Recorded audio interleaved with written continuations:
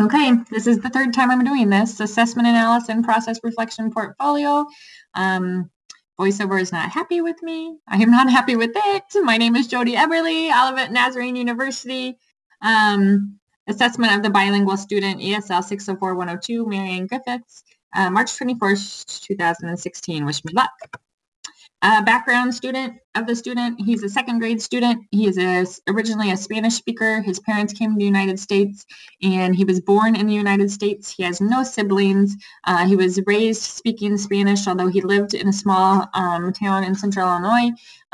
He's had no formal Spanish education. His first experience in school was here in an English, normal English classroom, kindergarten, actually preschool, I guess.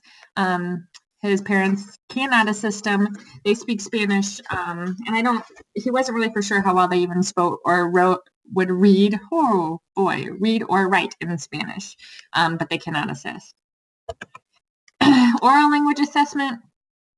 The social assessment, I decided to do an interview of the student. I went ahead and asked about his family, friends, and school life.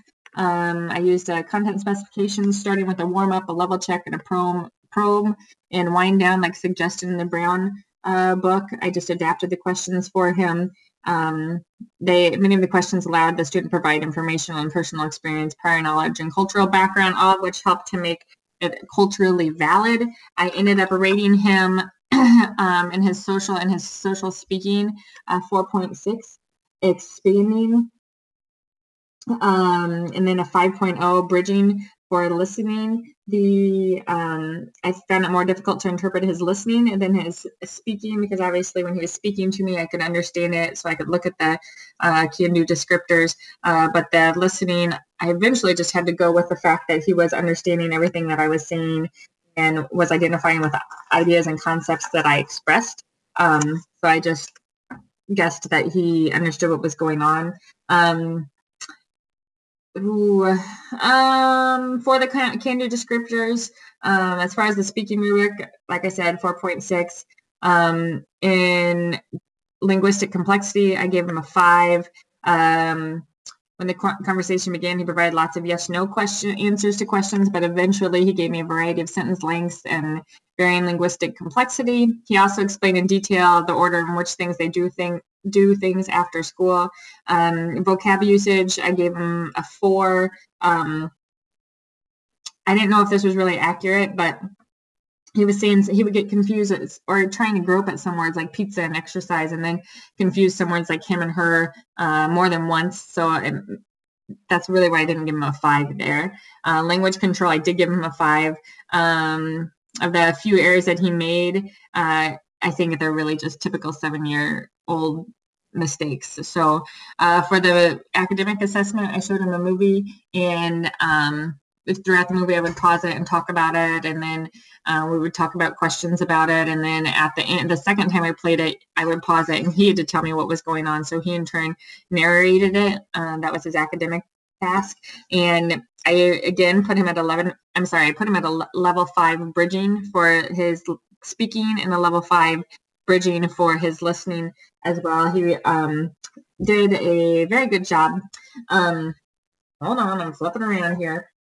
Here are my notes. He was able to answer all questions and retell the story I gave him. He used clues from the story. I told him to add to the story itself. He listened to what I was saying and made inferences of what was to come. When I first paused the movie, he listened to what I said and was able to make an assumption of what was going to happen. So that helped me with the whole listening thing by these assumptions that he was making. He clearly understood what I was asking him. All these caused me to give him a level 5 bridging in his listening. And for speaking, again, linguistic complexity, I gave him a 5. He used different sentences, a variety of sentences and lengths in retelling the story. His thoughts were organized and provided the main ideas. Vocab usage, I gave him a 5. He was aware of everything, all the vocabulary necessary to explain it. Language control, I struggled a little bit. I ended up giving him a 5 because there were a couple grammar mistakes, like I bet he's loosed the fish. But for the most part, things made sense, and I think there were more second grade level mistakes, not just ELL mistake. Reading assessment, I did 2 reading assessments. We read The Cinnamon Bun Mystery, which was a leveled reader that I chose. I thought was an appropriate level. I gave him 5 multiple choice questions. He answered all 5 correctly. I also did a picture recall where I would say something and he'd show me the picture that it happened in, and he got all of those correct. It was about a 15-page book that we read through, or that he read through. So vocabulary assessment, I already described. Actually, I described all the assessments, I guess. As for the analysis of results, I gave him level 4 expanding. I battled with whether this was the correct placement, but I finally decided that this was correct. For the reading assessment, he did great at both the comprehension checks. He answered all the 5 questions correct in the multiple choice assessment. When going through the pictures, he also did great. Again, I put him at a level 4 expanding or a level 5 bridging. He could identify the basic elements of the story and put words in order to form sentences and identify the main ideas, really. So the vocab assessments, I did a preposition of location, which he had to decide between 2. He got all of those correct, 5 out of 5. Vocabulary recall, I highlighted a word on a page and then he had to circle the corresponding picture, and he got a 10 out of 10 on that. I put this more as level 3 developing because it was a type of matching thing, so maybe I should have made the assessment more difficult, but I don't know that that was his fault. He was able to match the phrases and sentences with 100% accuracy, but maybe there's something that I could have challenged him a little bit more on. Grammar assessment, I had sentences, and he had to fill in the blank with the correct form of the verbs. So an example, I sit, but she, I'm sorry, it's present tense. I sit, she sits. He had another correct form, and he did very well on that, but based on the Candy descriptors, I decided to place him at a level 4 expanding. I did so because it stated that ELL will process and understand specific and some technical language of the content area. And WIDA also says that expanding students will process and understand a variety of sentences, sentence lengths, and varying linguistic complexity in oral discourse or multiple related sentences or paragraphs. My issue with placing him at this level is in wondering if simple noun-verb agreement in the present tense was complex or common for a second grader. I wasn't really aware. I ended up putting him at a level 4 expanding in all of these. So that was his overall for reading. Can you tell this is my 3rd time through on this presentation? Writing assessment. He had 2 tasks. The social writing task, he often would go to the Y to practice or to play sports or to play around with his teacher on Wednesday nights. So I asked him what exactly he did at the Y, and I put him at a level 2 emerging. He struggled on this one. Let's see here. The social writing task, he wrote very little and the sentences were quite simple. In fact, let me read it to you real quick. It is, I ran, I played this ball, just spelled wrong. I with Bella, I swim. And that was it. So every sentence was a simple sentence with no complexity or organization. I know that a lot of second graders don't really write paragraphs, but I think that they're better than the sentences that he wrote. He did not attempt to write a paragraph or vary any of his sentences. He was very uninterested in it, actually. Vocab usage, I gave him a level 2 emerging. Simple common language, that's why. Language control, level 2 emerging. When reading the rubric, I concluded that he used generally comprehensible text, but it was quite simple language, like I ran. So overall on that one, level 2 emerging. Academic writing task. I asked him, we reread the Cinnamon Bun Mystery, and then I said, what do you think happens next? And I asked him to make some predictions on the girl and on the teacher and on about the cinnamon bun even. And he came up with she paint and she ate. A couple words were spelled wrong. He would not write anymore again.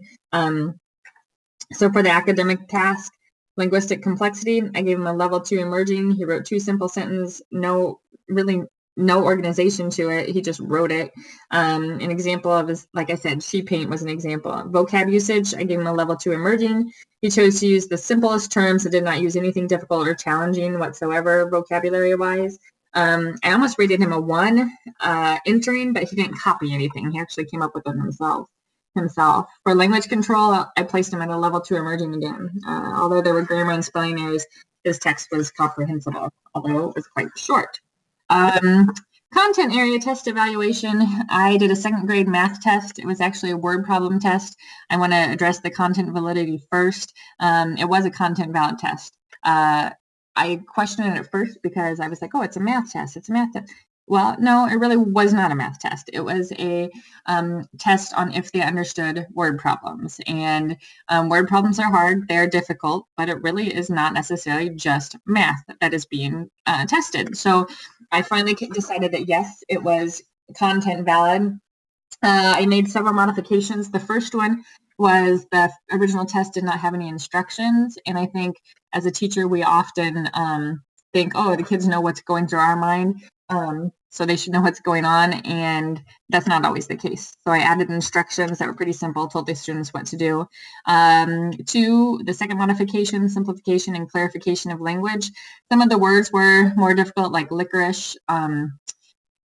Not an easy 2nd grade word. And then I simplified several other words. I also, at the end of each sentence, rewrote this sentence in very simple language. I left out any extra words, any things that really didn't pertain to it. But I still used words so that the student was still doing a word problem, not a math problem, not just a math problem. The other thing I did was add pictures and graphs. To each question, I went ahead and add pictures. He could draw on those pictures. He could write on those pictures. He could scratch out those pictures.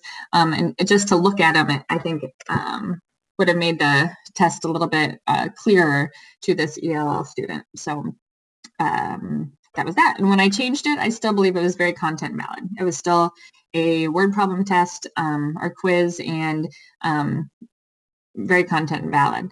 I should have gone back and addressed content validity on the other things. The student was born and raised in the United States.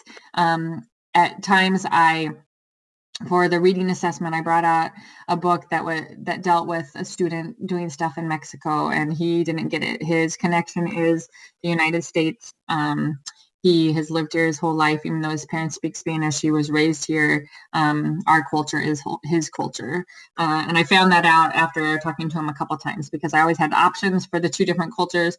But really, he's an American, so someone from the United States, from Central Illinois. Self-assessment, I wasn't really surprised. The student's pretty confident, and he did the self-assessment on the oral language and on the reading self-assessment, which he's good at, both of them. So he ranked himself pretty high in the oral language self-assessment. He had 1 well, everything else was very well. He understood others. He understood TV. He understood speaking to native speakers. So and when talking to him, I was not shocked at all. The only maybe shocking one was I can ask questions in class, but I think kids are nervous. I'm nervous to ask questions when I'm in class, so I think that's a little bit understandable to rank that a little lower. For the reading self-assessment, again, he does pretty well, and we had several discussions about reading. It was the first thing that he told me about the books that he was reading. So I was not surprised that he gave himself mainly usually for, he reads 30 minutes a day, different types of books. When he listens when the teacher reads, and he likes it. So all of those things, he likes to read, like I said, were not shocking whatsoever. Those were the 2 areas, oral and reading, where he ranked fairly high. So analysis of data, what did I learn? Oral language is, and really when he reads, it's different than the written language. He understood.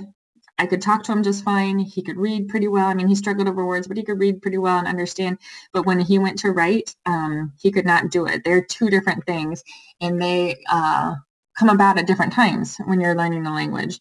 And for him, I just think the written language is taking a little bit longer than the oral language is. The most meaningful data, again, the data I got from his written language, because you'd be shocked by talking to him that he would have struggled in the writing process and writing the language and his spelling. So that was pretty meaningful to me. Now what?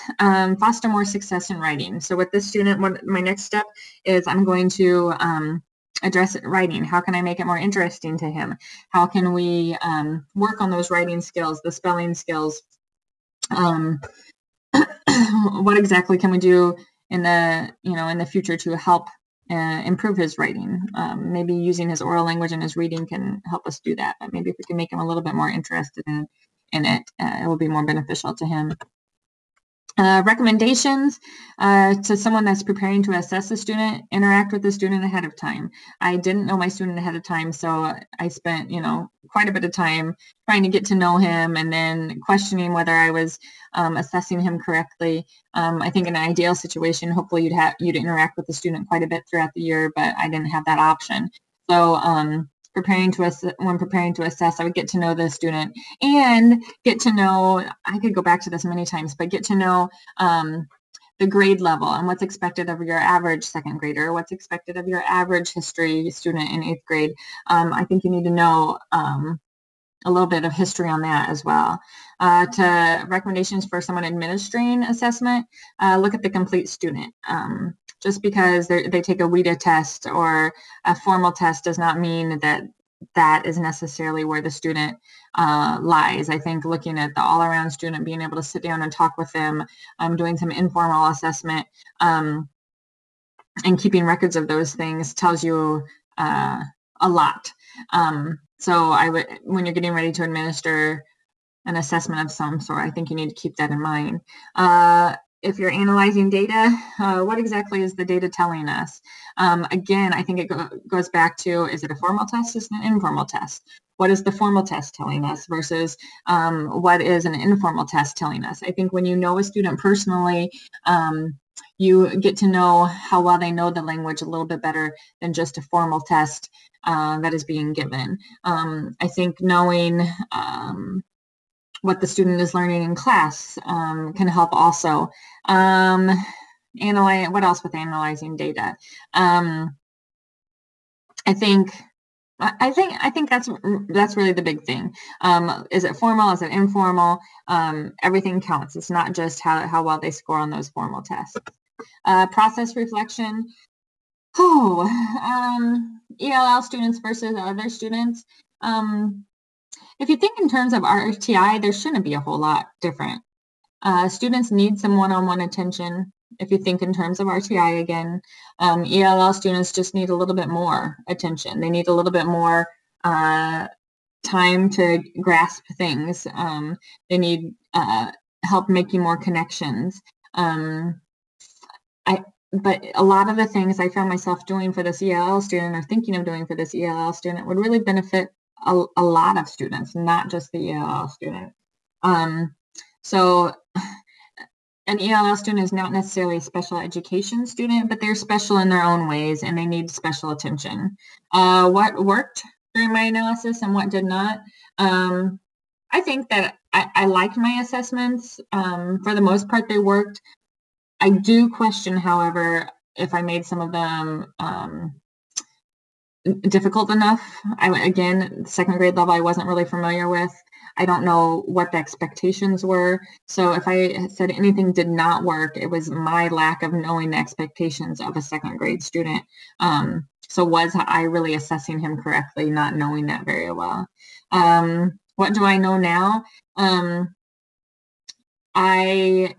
I know it's an interesting process. I know that a student's oral skills and written skills are not necessarily a reflection of one another, and a student may be strong in one of those areas and not another area. I know to get a little bit of background on whatever level you are teaching. I've said it many times, but I just did not know enough about the second graders. So get to know what's expected of the level of the student that the ELL is at. That was a confusing sentence. I'm sorry. What else do I need to know? I need to The first and second time I had this one down, and now I'm struggling with it. I need to know about, again, I'll just say it again. I need to know more about the level of the students that I am assessing. I need to know more about sometimes the content area of the student I am assessing. That was my biggest struggle throughout this whole thing. I'm a high school teacher, and I just was not ready to suddenly be assessing a second grader. So get to know your student. I guess actually I'm going to go, this kind of goes with what can I share also. Get to know your student. He opened up as time went on, and I found out his strengths more and his weaknesses more. The more you know them on a little bit more of a personal level, rather than walking in the room and getting ready to assess the student, I think the more accurate of a view and the more accurate of an assessment you get. So really get to know a student. What else can I share? I would have been interested to know, actually, I'm going to go back to what else do I need to know? I would like to know more about WIDA testing. I looked at all those graphs and charts and can-do descriptors, and I thought, oh, I'm even a WIDA certified tester, but it would have been so much more interesting, or so much, I would have been more successful at it if I'd known a little bit more of it, or had a refresher course, or been trained again. So that is what else I need to know. And I already did what can I share. So I think that's it. Let's hope it records this time. Yay for one class down. Thank you.